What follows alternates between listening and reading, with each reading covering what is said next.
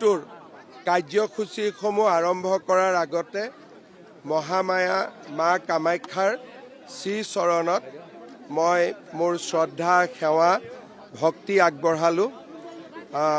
মা কামাখ্যাৰ শক্তিয়ে আমাৰ অসমখনক শক্তিমান কৰি ৰাখক, জাতিটোক আগুৱাই লৈ যাওক আৰু সকলোকে শান্তি প্ৰদান কৰক, সমন্বয় প্ৰদান কৰক।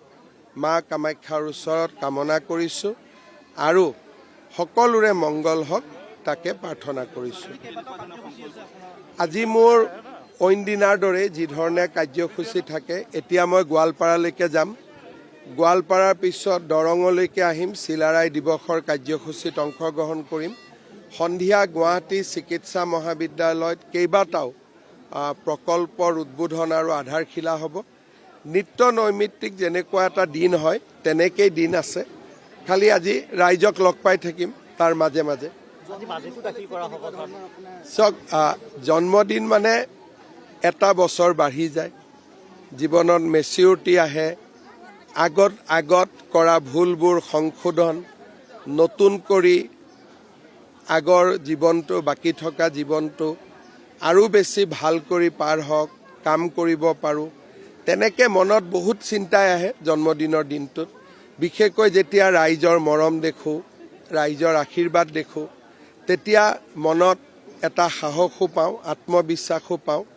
অসমবাসী ৰাইজে যোৱা 25টা বছৰ মোক বিধায়ক বা মন্ত্ৰী বা মুখ্যমন্ত্ৰীৰ আসনত ৰাখিছে। ৰাইজৰ প্ৰতি মই সদায় কৃতজ্ঞ। আজিৰ দিনটোতো মই অসমবাসী ৰাইজৰ শ্ৰীচৰণত প্ৰণাম জনাইছোঁ। চাওক, আজিকালি ভাৰত চৰকাৰৰ বাজেটত এটা সময়ত আছিল যে ৰাজ্যত এখন ৰেল দিব, ৰাজ্যত এটা প্ৰকল্প দিব, কিন্তু আজিকালি সেইবিলাক যথেষ্ট এটা সাধাৰণ কথা হৈ পৰিল। আগতে ৰাজধানী এখন দিবৰ কাৰণে বাজেটৰ প্ৰয়োজন আছিল, আজিকালি তেনেকুৱা প্ৰয়োজন নাই। আমি মাত্ৰ এটাই চাওঁ বাজেটত যে ৰাজ্যলৈকে এইবাৰ ৰাজহ কিমান বিকেন্দ্ৰীকৰণ হ'ব। ৰাজ্য চৰকাৰৰ পৰা বাজেটখনত আমি এটাই চাওঁ যে যোৱা বছৰ আমাক কিমান টকা দিছিলে, এই বছৰ কিমান টকা দিব। মই নিশ্চিত যে যোৱাবাৰতকৈ এইবাৰ আমি বেছি পুঁজি লাভ কৰিম। এইবাৰতো সকলোৱে জানে আৰু বহুত বেছি বেলেগ কথা কৈ শব্দৰ মায়াজলতো থাকিব খোজা নাই। এইবাৰ এটাই সংকল্প যে ভাৰতীয় জনতা পাৰ্টীৰ চৰকাৰ এখন যাতে অসমত মিত্ৰ দলসমূহৰ সৈতে ভাল কৰি হ'ব পাৰে। বহুতবিলাক কাম কৰিব পৰাৰ পৰ্যায়ত এতিয়া আমি আহি পালোঁ। গতিকে মই ভাবোঁ যে অনাগত 5টা বছৰত যদি চৰকাৰখন আহে, জাতিটোক আৰু এখোজ আমি আগুৱাই লৈ যাব পাৰিম। কামাখ্যাত ৰূপৱে এটাও হ'ব, কামাখ্যা কৰিডৰৰো প্ৰস্তাৱ চলি আছে। কিন্তু এটা কথা সকলোৱে আমি জানো যে ই এটা প্ৰাচীন মন্দিৰ আৰু নীলাচল পাহাৰখন গোটেই সকলো স্থানতে ইয়াতে কিবা নহয় কিবা এটা মঠ মন্দিৰ আছে।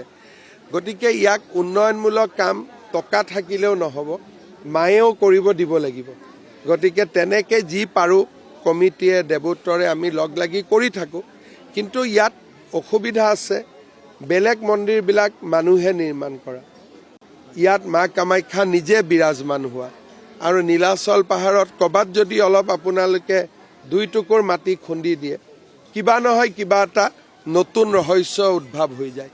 সেইকাৰণে ইয়াতে টকা পইচা থাকিলেও নহ'ব, মাৰো আদেশ লাগিব কিবা এটা কৰিবৰ কাৰণে।